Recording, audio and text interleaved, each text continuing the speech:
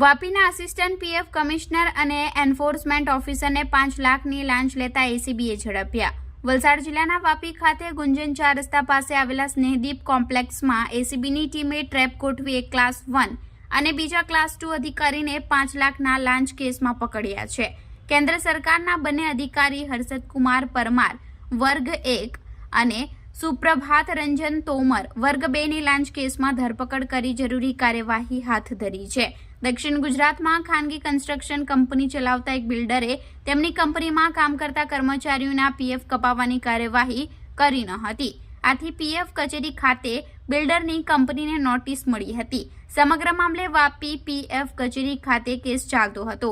આ મામલામાં કેસનો ઝડપી નિકાલ કરવા તેમજ બિલ્ડરને થનારા દંડની રકમ ઓછી કરવા હર્ષદ લખુજીભાઈ પરમાર અને સુપ્રભાત રંજન અવેન્દ્રનાથસિંહ તોમરે ભેગા મળી 5 લાખ રૂપિયાની લાંચ માંગી હતી।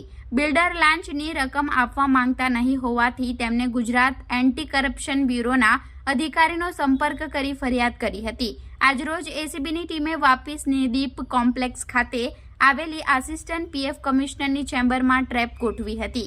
આસિસ્ટન્ટ પીએફ કમિશનર હર્ષદ પરમારના કહેવાથી એન્ફોર્સમેન્ટ ઓફિસર સુપ્રભાત રંજન તોમરે 5 લાખની લાંચ સ્વીકારી હતી। આ દરમિયાન એસીબીની ટીમે બંનેને રંગે હાથ ઝડપી લઈ લાંચની રકમ કબજે કરી હતી। ટ્રેપ કરવામાં એસીબી પીઆઈ જેઆર ગામિત અને તેમની ટીમ સામેલ હતી, જ્યારે સુપરવિઝન અધિકારી મદદનીશ નિયામક સુરત આરઆર ચૌધરી હતા।